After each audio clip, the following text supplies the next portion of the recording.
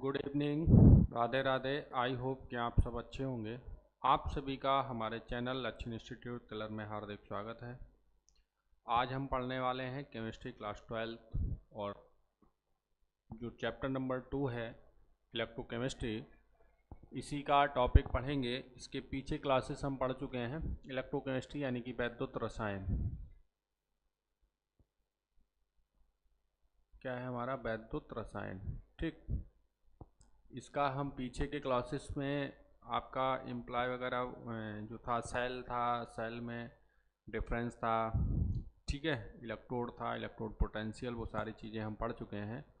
और आज हम पढ़ने वाले हैं वैद्युत अपघटनी विलयनों का चालकत्व। वैद्युत अपघटनी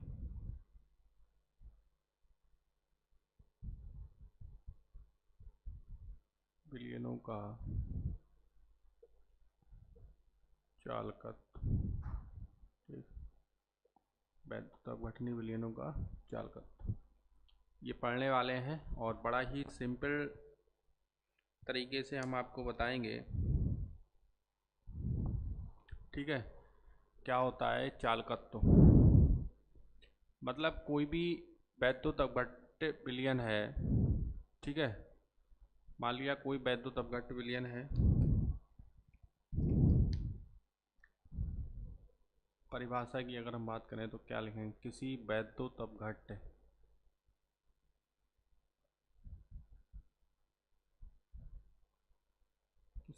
अपघट्य विलयन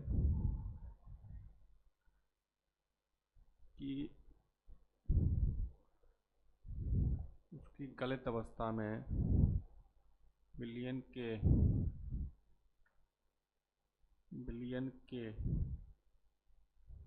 उसकी गलित अवस्था में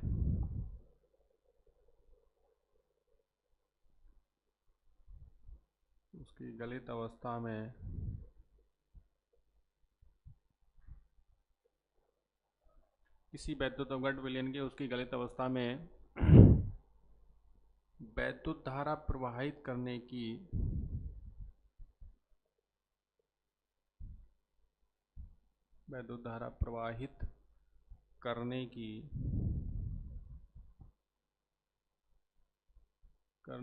क्षमता को वैद्युत अपघटनी विलयनों का चालकत्व कहते हैं।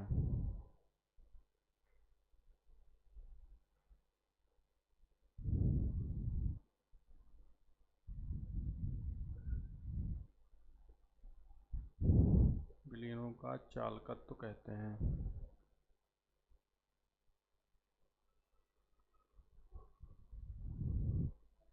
चालकत्व कहते हैं, इसे सी से प्रदर्शित करते हैं।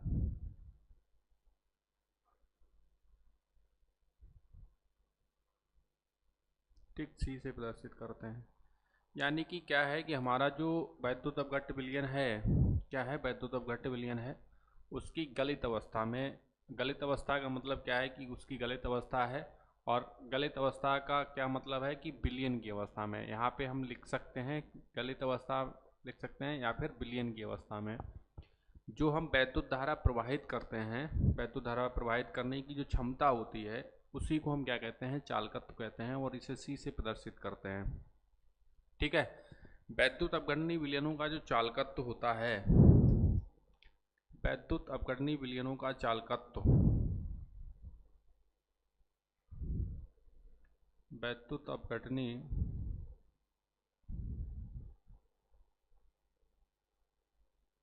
विलयनों का चालकत्व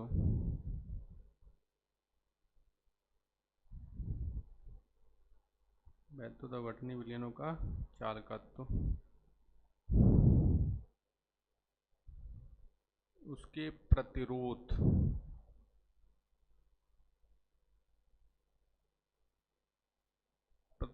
का व्युत्क्रम होता है। प्रतिरोध का व्युत्क्रम होता है, यानी कि जो क्या है हमारा वैद्युत अपघटनी विलयनों का चालकत्व है, उसके प्रतिरोध के व्युत्क्रम होता है, प्रतिरोध का व्युत्क्रम होता है। चालकत्व है, चालकत्व हम काय से प्रदर्शित करते हैं? सी से प्रदर्शित करते हैं। या हम लिख सकते हैं यहाँ पे चालकत्व। चालकत्व बराबर होता है 1 प्रतिरोध। क्या हो जाएगा? 1 प्रतिरोध। ठीक, ये फार्मूला बनेगा। अब यहाँ पे देखिए क्या है, चालकत्व को हम काय से प्रदर्शित करते हैं? C से, और प्रतिरोध को हम काय से प्रदर्शित करते हैं? कैपिटल R से। तो आपका फार्मूला बन जाएगा C बराबर 1/R। C बराबर 1/R।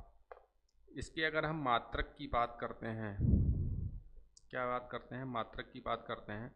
तो देखिए R का मात्रक क्या होता है? ओम होता है। R का मात्रक क्या होता है? ओम होता है। तो चालकत्व का मात्रक क्या हो जाएगा?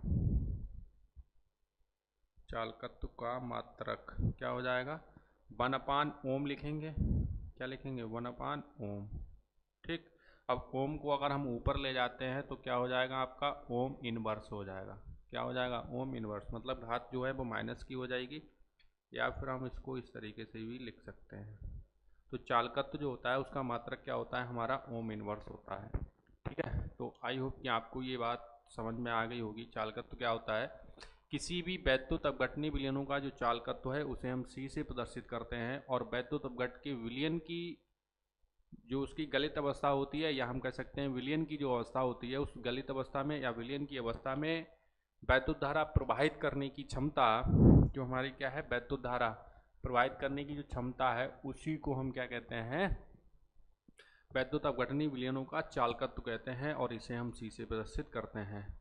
ठीक है, चालकत्व जो होता है वो प्रतिरोध का व्युत्क्रम होता है। मतलब वैद्युत धारा का जो प्रभाव होता है वो क्या होता है? प्रतिरोध का व्युत्क्रम। मतलब उसकी जो क्षमता होती है वो प्रतिरोध के व्युत्क्रम होता है। तो व्युत्क्रम का मतलब क्या हो जाएगा? चालकत्व बराबर 1/प्रतिरोध प्रतिरोध हो जाएगा।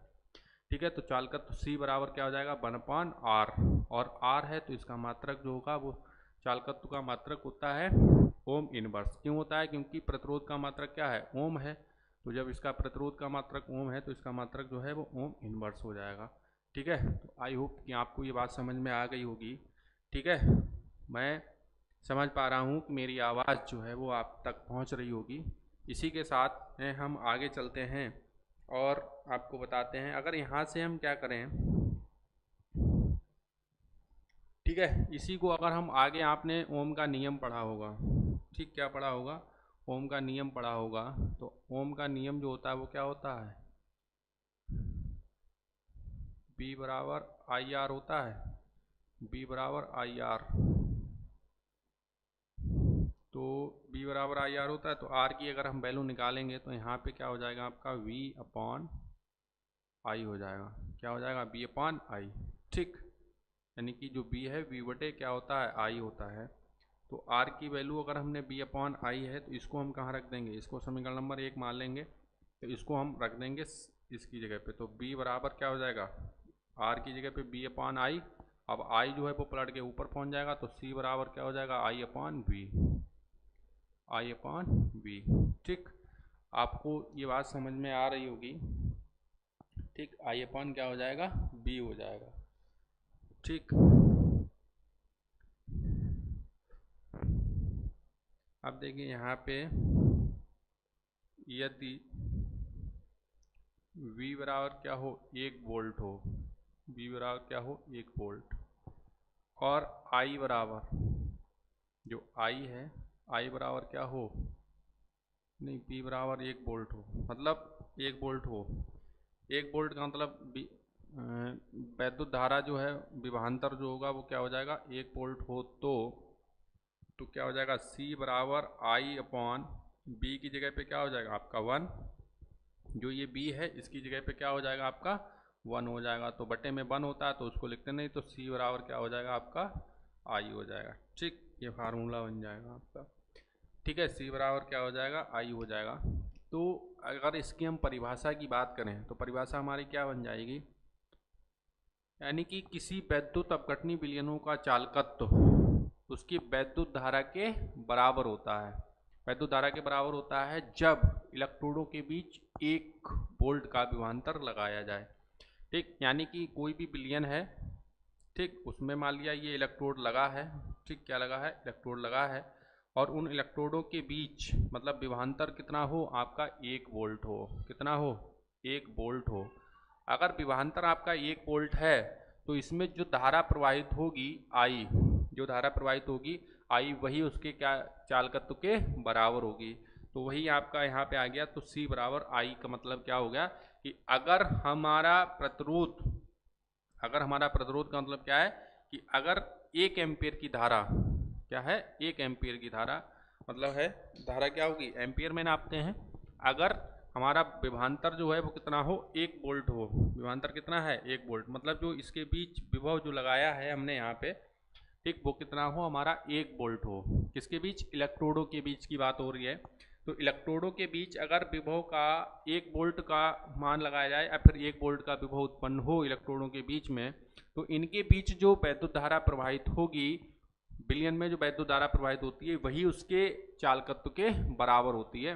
यहाँ पे आपको ये परिभाषा लिख लेनी है कि क्या होगा कि यदि चालक के सिरों के बीच, या हम कह सकते हैं इलेक्ट्रॉनों के बीच 1 वोल्ट का विभवांतर या फिर 1 वोल्ट का विभव लगाया जाए या विभवांतर लगाया जाए, तो उनके सिरों के बीच जो वैद्युत धारा, यानी कि सिरों का मतलब क्या हो गया इलेक्ट्रोडों के बीच वैद्युत धारा जो मान होगा वो उसके चालकत्व के बराबर होता है, या वैद्युत धारा को ही हम चालकत्व कहते हैं। ठीक है, ये आपका रहा चालकत्व। और इसके बाद हम चलते हैं प्रतिरोध की ओर कि प्रतिरोध आपका क्या होता है। ठीक है, आइए देखते हैं।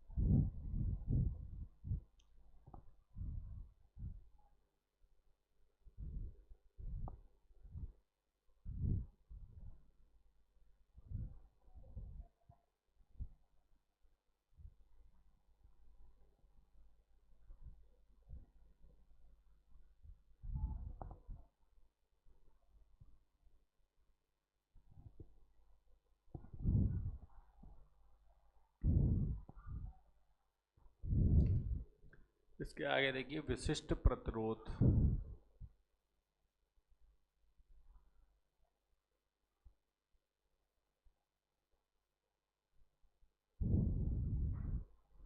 ठीक, विशिष्ट प्रतिरोध को हम क्या कहते हैं, स्पेसिफिक कंडक्टिविटी।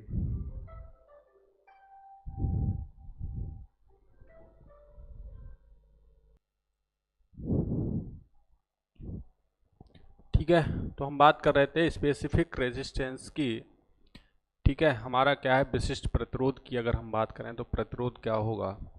देखिए विशिष्ट प्रतिरोध की यहाँ पे बात हो रही है, बाकी हम आगे बात करते हैं। देखिए प्रतिरोध हमारा क्या होता है R, मतलब कोई भी 2 इलेक्ट्रोड हैं, ठीक है, जब किसी भी वैद्युत अपघट्ट विलयन में वैद्युत धारा प्रवाहित की जाती है, सुनते रहे ना, जब किसी भी वैद्युत अपघट्ट में विलयन, जो वैद्युत अपघट्ट का विलयन है उसमें अगर हम वैद्युत धारा प्रवाहित करते हैं, ठीक है, तो उनके बीच जो प्रतिरोध उत्पन्न होता है, ठीक है, मतलब वैद्युत धारा प्रवाहित की जाती है तो इलेक्ट्रोडों के बीच, मतलब समझ लीजिएगा जैसे मान लिया हमारा कोई वैद्युत अपघट्ट विलयन है, इसमें ये 2 इलेक्ट्रोड लगे हुए हैं, ठीक है, और ये 2 इलेक्ट्रोड लगे हैं, इनकी लंबाई जो है वो क्या है आपकी L है, लंबाई क्या है L है, ठीक है, लंबाई जो है वो L है, और इनका जो क्षेत्रफल है, लंबाई L है और क्षेत्रफल जो है वो क्या है आपका A है, अनुप्रस्थ परिच्छेद का जो क्षेत्रफल है वो A है।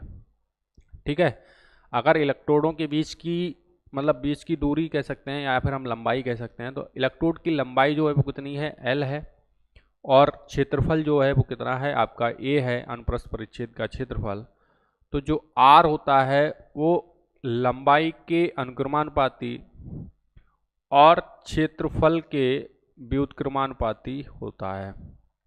ठीक, समझे ना, कि मतलब अगर क्या करें हम, जब किसी भी वैद्युत अपघट में विद्युत धारा प्रवाहित करते हैं, ठीक है, वैद्युत अपघट विलयन में वैद्युत धारा प्रवाहित की जाती है, तो उसके बीच में जो प्रतिरोध उत्पन्न होता है, मतलब उसके बीच, मान लिया ये विलयन है, इसमें हमने वैद्युत धारा प्रवाहित कर दी, तो इनके बीच जो प्रतिरोध उत्पन्न होगा आर, ठीक है, जो प्रतिरोध उत्पन्न होता है वो इलेक्ट्रोड की लंबाई के अनुक्रमानुपाती और इलेक्ट्रोड के अनुप्रस्थ परिच्छेद के क्षेत्रफल, अनुप्रस्थ परिच्छेद के क्षेत्रफल ए के व्युत्क्रमानुपाती होता है। ठीक है, इन दोनों को अगर हम बराबर करके लिख लें, ठीक है, तो क्या हो जाएगा, एल अपॉन ए, क्या हो जाएगा, एल अपॉन ए। ठीक, यहाँ से हम अनुक्रमानुपाती का चिन्ह हटाएंगे तो हमारा बराबर चिन्ह लगाएगा, तो एक नियतांक आता है रो, क्या आता है, रो, तो रो बराबर क्या हो जाएगा, एल अपॉन ए हो जाएगा। ठीक है, रो इंटू एल अपॉन ए। ठीक, तो ये हमारा क्या बन जाएगा, इसको समीकरण नंबर हम मान लेंगे 2। ठीक, इसको समीकरण नंबर क्या मान लेंगे, 2, पीछे 1 मानी थी तो इसको हम 2 मान लेंगे, तो आर बराबर रो इंटू एल अपॉन ए हो जाएगा। और जहाँ जो रो है वो क्या है, एक नियतांक है, जहाँ रो आर एच ओ, ठीक, रो एक नियतांक है, जहाँ रो एक नियतांक है, रो एक नियतांक है जिसे विशिष्ट प्रतिरोध कहते हैं, जिसे चालक का विशिष्ट प्रतिरोध कहते हैं या प्रतिरोध कहते हैं। ठीक, जिसे चालक का विशिष्ट प्रतिरोध कहते हैं। यहाँ तक ये बात समझ में आई होगी। क्या होता है, अगर हम परिभाषा लिखेंगे तो क्या लिखेंगे कि जब किसी भी वैद्युत अपघट के विलयन में वैद्युत धारा प्रवाहित की जाती है, जब किसी वैद्युत अपघट के विलयन में वैद्युत धारा प्रवाहित की जाती है तो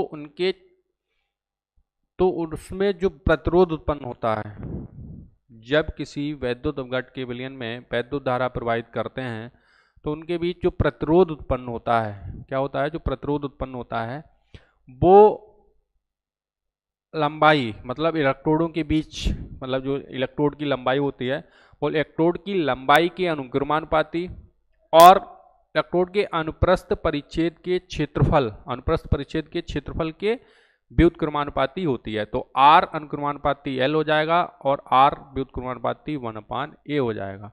ठीक, इन दोनों को अगर हम इकट्ठा करें तो क्या हो जाएगा, आर अनुक्रमानुपाती एल अपॉन ए।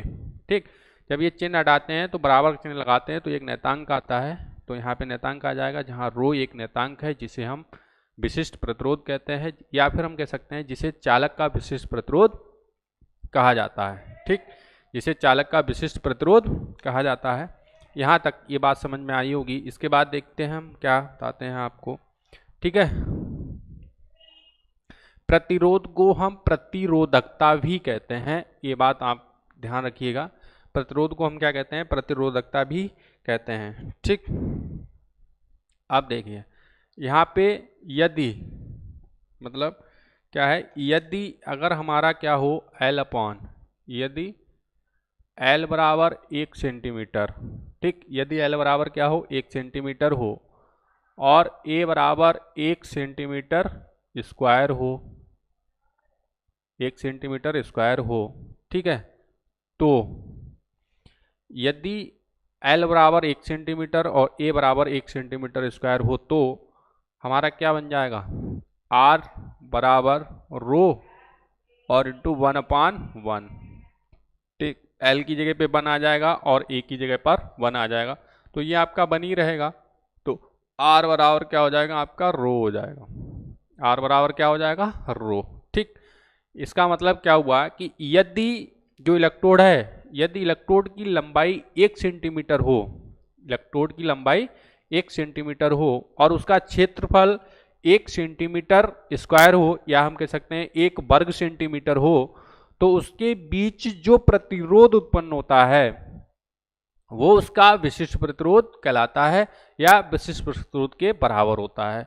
हम दोनों तरफ से परिभाषा कह सकते हैं कि यदि इलेक्ट्रोड की लंबाई 1 सेंटीमीटर और अनुप्रस्थ परिच्छेद का क्षेत्रफल 1 वर्ग सेंटीमीटर या 1 सेंटीमीटर स्क्वायर हो तो उसके बीच, यानी कि इलेक्ट्रोडों के बीच जो प्रतिरोध उत्पन्न होगा वो उसका विशिष्ट प्रतिरोध कहलाता है या विशिष्ट प्रतिरोध के बराबर होता है। ठीक है, तो R बराबर क्या हो जाएगा, रो हो जाएगा, और ये आपका रहेगा विशिष्ट प्रतिरोध। ठीक है दोस्तों, इसके बाद पीछे हमने आपको बताया था कि मात्रक की बात करें तो मात्रक हमने आपको बताया था कि जो मैंने पढ़ा था पीछे चालकत्व तो पढ़ा था, तो ओम इनवर्स बताया था। तो ओम इनवर्स का जो मात्रक होता है वो यहाँ पे तो हमारा प्रतिरोध है, यहाँ पे क्या है हमारा प्रतिरोध है, तो प्रतिरोध का तो मात्रक हमारा क्या होता है, ओम होता ही है। ठीक, ओम, या फिर इस तरीके से लिख सकते हैं। ठीक है, ओम होता है तो वो ओम हम लिख सकते हैं। ठीक, आई होप कि आपको ये बात समझ में आ रही होगी। ठीक, इसके बाद हम चलते हैं, आपका विशिष्ट प्रतिरोध हो गया, चालकत्व हो गया।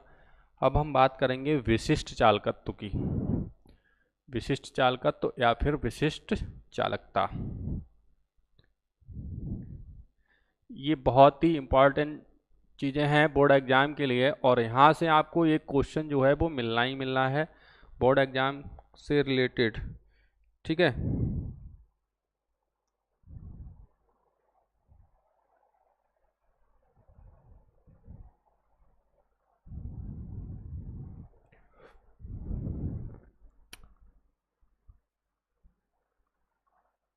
विशिष्ट चालकता, विशिष्ट चालकता कह सकते हैं या चालकत्व भी कह सकते हैं, चालकता या फिर चालकत्व। Specific conductivity, specific conductivity. ठीक, स्पेसिफिक कंडक्टिविटी, विशिष्ट चालकत्व। देखिए क्या होता है कि विशिष्ट चालकत्व जो होता है वो हमारा विशिष्ट जो हमारी चालकता होती है, तो विशिष्ट चालकता जो होता है विशिष्ट प्रतिरोध का व्युत्क्रम होता है। क्या होता है, विशिष्ट प्रतिरोध का व्युत्क्रम, यानी कि यहाँ पे लिख सकते हैं विशिष्ट चालकता, विशिष्ट चालकता विशिष्ट प्रतिरोध के व्युत्क्रम, विशिष्ट प्रतिरोध के व्युत्क्रम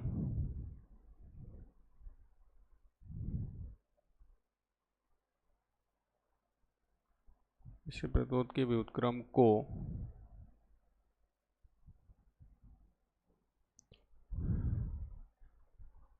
ऐसे लिखे, विशिष्ट प्रतिरोध के व्युत्क्रम को, विशिष्ट प्रतिरोध के व्युत्क्रम को विशिष्ट चालकता कहते हैं। इससे लिखे, चालकता कहते हैं, चालकता कहते हैं। ठीक, यानी कि जो विशिष्ट प्रतिरोध है, इस विशिष्ट प्रतिरोध के व्युत्क्रम को ही हम क्या कहते हैं, विशिष्ट चालकता कहते हैं। और इसे ग्रीक लेटर कप्पा, कप्पा से प्रदर्शित करते हैं, KAPA कप्पा से प्रदर्शित करते हैं।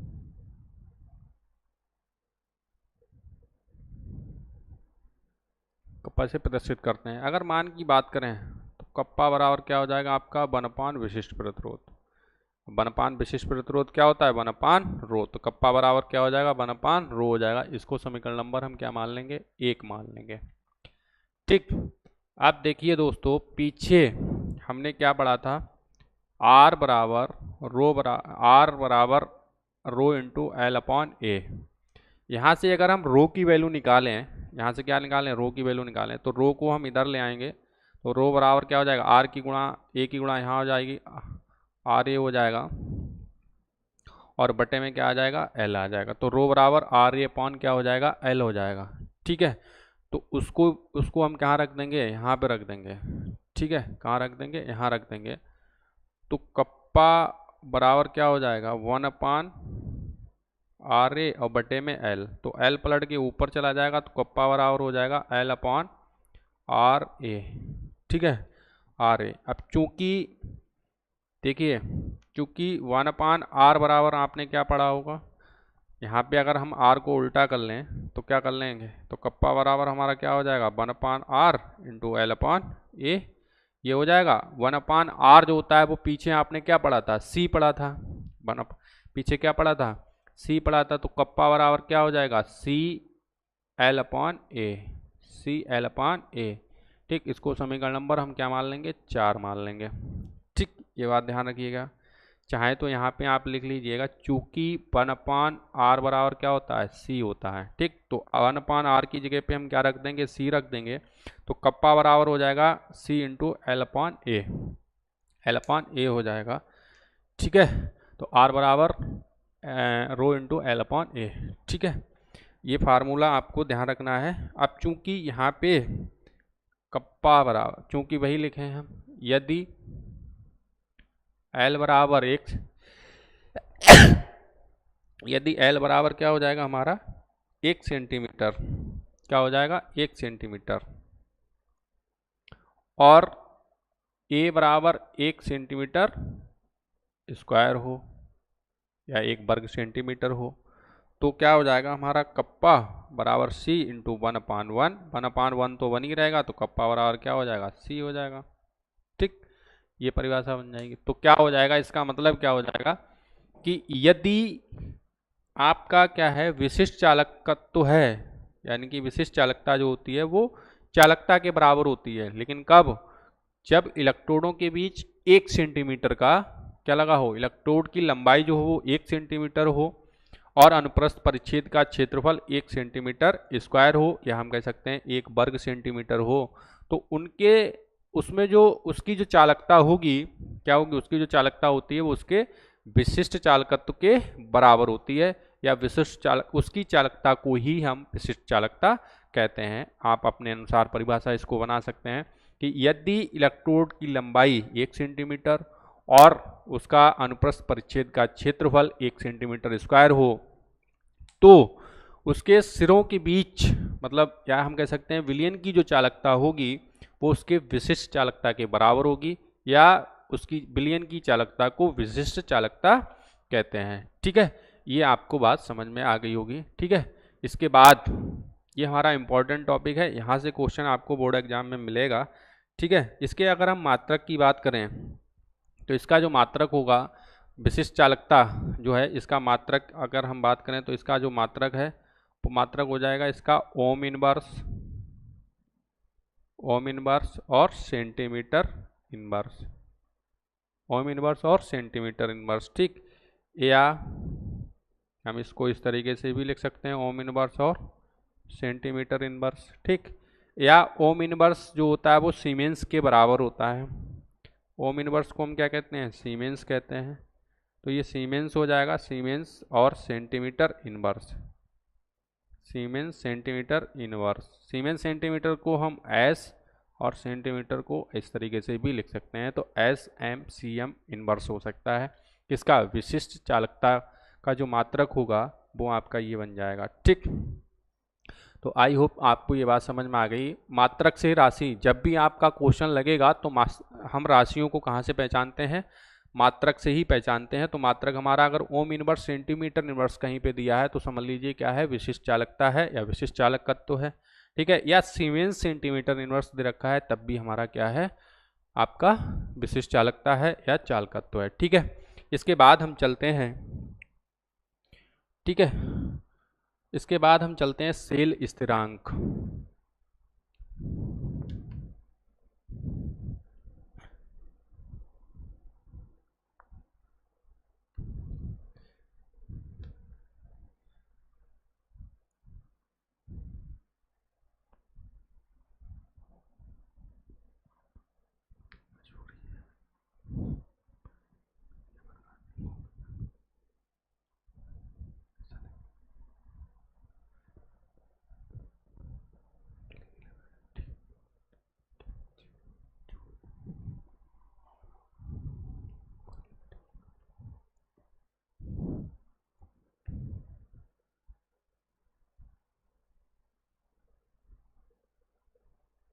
सेल स्थिरांक,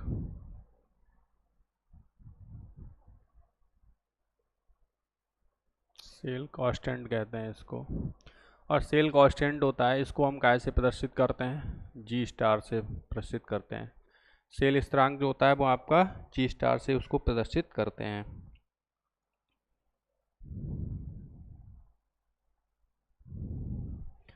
ठीक है, अब होता क्या है कि मतलब दो समांतर इलेक्ट्रोड हैं, क्या है, दो समांतर इलेक्ट्रोड हैं, यानी कि समांतर इलेक्ट्रोड आपके ये हो गए, ठीक, तो समांतर इलेक्ट्रोड हैं, तो इनके बीच की दूरी, और बीच की दूरी जो होगी वो क्या होगी, मतलब हम बता दें आपको, दूरी को एल लंबाई कहेंगे, लंबाई में मीटर में ही नापते हैं तो लंबाई हो जाएगी, या फिर हम कह सकते हैं एल हो जाएगी, बीच की दूरी एल, और या हम लंबाई कह सकते हैं, ठीक है। और इनका जो क्षेत्रफल है, अनुप्रस्थ परिच्छेद का जो क्षेत्रफल है ए, तो जी स्टार जो होता है वो परिभाषा अगर लिखेंगे, क्या लिखेंगे, किन्हीं दो समांतर इलेक्ट्रोडों के बीच की दूरी या इलेक्ट्रोडों की लंबाई एल और उनके अनुप्रस्थ परिच्छेद के क्षेत्रफल ए के अनुपात को सेल स्थिरांक कहते हैं, और इसे जी स्टार से प्रदर्शित करते हैं। आपको ये बात समझ में आ गई होगी, ठीक है। क्या होता है कि दो इलेक्ट्रोड हैं और वो भी कैसे हैं, समांतर इलेक्ट्रोड हैं, तो दो समांतर इलेक्ट्रोडों के बीच की दूरी हम कह सकते हैं, या फिर उनकी हम लंबाई को ले सकते हैं, बीच की दूरी एल और उनके अनुप्रस्थ परिच्छेद के क्षेत्रफल ए के अनुपात को हम सेल स्थिरांक कहते हैं, और इसे जी स्टार से प्रदर्शित करते हैं। तो सेल स्थिरांक यानी कि हम क्या हो जाएगा, जी स्टार बराबर हो जाएगा एल अपॉन ए, क्या हो जाएगा, एल अपॉन ए हो जाएगा, और इसको समीकरण नंबर हम क्या मान लेंगे, 5 मान लेंगे, क्या मान लेंगे, समीकरण नंबर 5 मान लेंगे, पीछे हम आपको बता चुके हैं, ठीक है।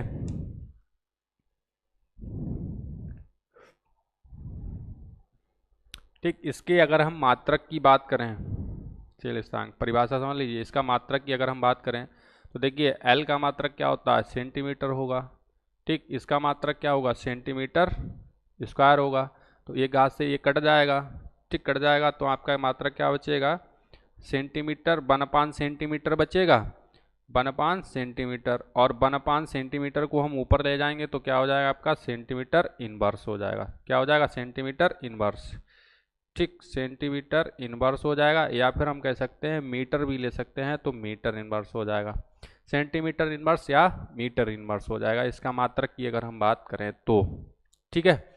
अब जी स्टार क्या है हमारा, एल अपॉन ए है, एल अपॉन ए, ठीक, एल अपॉन ए है, तो इसको हम क्या करेंगे, इसका मान जो होगा वो अगर हम कहाँ से लगाएं, तो जो पीछे हमने समीकरण पढ़ी थी, पीछे हमने क्या पढ़ी थी, समीकरण पढ़ी थी, पीछे हमने जो समीकरण पढ़ी थी वो आपने पढ़ी थी कापा बराबर सी और एल अपॉन ए, कापा बराबर सी इंटू एल अपॉन ए, ये समीकरण पढ़ी थी। तो जी स्टार बराबर क्या है, एल अपॉन ए है, मतलब एल अपॉन ए की जगह पर हम क्या रख सकते हैं, जी स्टार रख सकते हैं, क्या रख सकते हैं, जी स्टार रख सकते हैं। तो कापा बराबर सी और एल अपॉन ए की जगह पे क्या आ जाएगा आपका, जी स्टार आ जाएगा, तो ये समीकरण बन जाएगी, और इस समीकरण को नंबर हम क्या मान लेंगे, 6 मान लेंगे, क्या मान लेंगे, 6 मान लेंगे, ठीक है, क्या मान लेंगे, 6 मान सकते हैं, तो आपका हो जाएगा कापा बराबर सी इंटू जी स्टार हो जाएगा, ठीक है। चूंकि आपने पढ़ा होगा पीछे C बराबर क्या होता है, 1/r होता है, तो C की जगह पे हम 1/r भी लिख सकते हैं, तो कापा बराबर क्या हो जाएगा, 1/r और इंटू जी स्टार, या यहाँ से हम R की वैल्यू निकाल लेंगे तो कापा इंटू जी स्टार हो जाएगा, तो R बराबर क्या हो जाएगा, कापा नहीं, वो तो इतना ही रहेगा, ठीक है, तो C की जगह पर आपका हो जाएगा, तो कापा बराबर हो जाएगा 1/r इंटू जी स्टार, ठीक, इसको समीकरण नंबर क्या मान लेंगे, 7 मान लेंगे, ठीक। यहाँ से हम कापा के मान निकाल सकते हैं और जी स्टार के मान निकाल सकते हैं, ठीक है। अगर हम यहाँ से जी स्टार की वैल्यू निकालें, मतलब ये तो कापा बराबर 1/r इंटू जी स्टार हो गया, तो अगर जी स्टार की वैल्यू निकालें तो R की गुणा यहाँ हो जाएगी, तो जी स्टार बराबर आपका हो जाएगा kappa into R, kappa into R, ठीक, कापा इंटू आर हो जाएगा, इसको समीकरण नंबर हम 8 मान लेंगे। ठीक, यहाँ से हम अलग अलग वैल्यू निकाल सकते हैं। जैसे अगर आपको विशिष्ट चालकत्व और चालकता और विशिष्ट चालकता दे रखी है, जी स्टार पूछा जाए, या जी स्टार आपको मतलब दे रखा है, सेल स्थिरांक दे रखा है, चालकता दे रखी है और विशिष्ट चालकता पूछी जाए, तो इस फार्मूले का यूज कर लेंगे। अगर आपको प्रतिरोध दे रखा है, विशिष्ट चालकता दे रखी है और सेल स्थिरांक पूछा जाए, या सेल स्थिरांक पूछा जाए, विशिष्ट चालकता दे रखी है, तो आप इसका यूज कर लेंगे। मतलब जिस तरीके से हमें राशियां दे रखी होंगी हम उसी फार्मूले का यहाँ से यूज कर सकते हैं। या आपको प्रतिरोध और विशिष्ट चालकता देखी जाए तो इसका भी यूज कर सकते हैं, इसका भी यूज कर सकते हैं। किसी भी तरीके जो चीज़ निकालनी हो, यहाँ से हम विशिष्ट चालकता निकाल सकते हैं, यहाँ से हम सेल स्थिरांक निकाल सकते हैं। ठीक है, तो कहीं से भी हम कुछ भी निकालना हो तो आप ये चीज़ निकाल सकते हैं।